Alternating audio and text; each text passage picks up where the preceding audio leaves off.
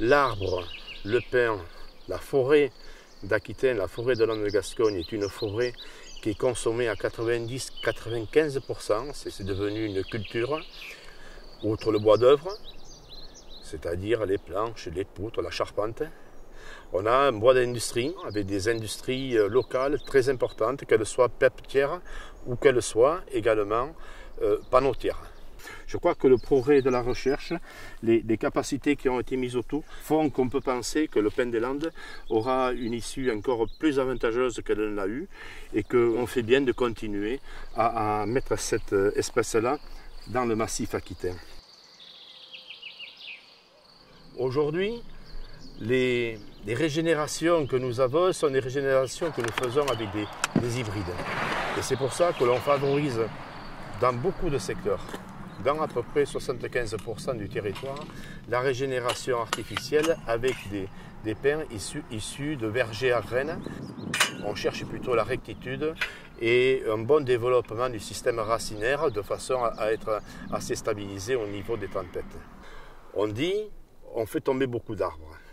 Non, partout où on fait tomber un arbre, on reboise par la suite. Il y a une reconstruction qui est automatique et c'est vrai que si on s'aperçoit aujourd'hui qu'il y a un peu plus d'arbres par terre ou de parcelles vides, c'est surtout l'impact de la tempête, mais on se précipite. Je crois que tout est fait également financièrement avec l'État, l'Europe, de façon à reconstruire rapidement cette forêt qui a eu un choc.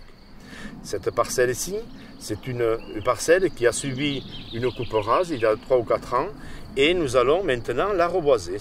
Un peu plus loin, vous avez une parcelle qui a déjà une douzaine d'années et qui a été régénérée de cette manière-là.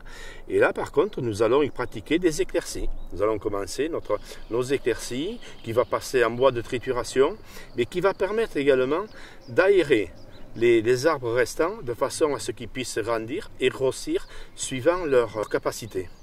Cela mettra un certain nombre d'années, c'est une parcelle qui a encore pour 40 ans avant d'être abattue, mais c'est vrai qu'on va faire 2 ou 3 prélèvements, ou 3 ou 4 prélèvements d'arbres qui iront d'abord en trituration, mais après qui pourront aller également en bois d'œuvre.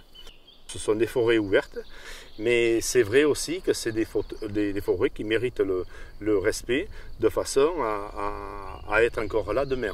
On nous a laissé de la forêt, l'important c'est qu'on en laisse également pour nos enfants et nos petits-enfants pour demain. Et ça c'est important.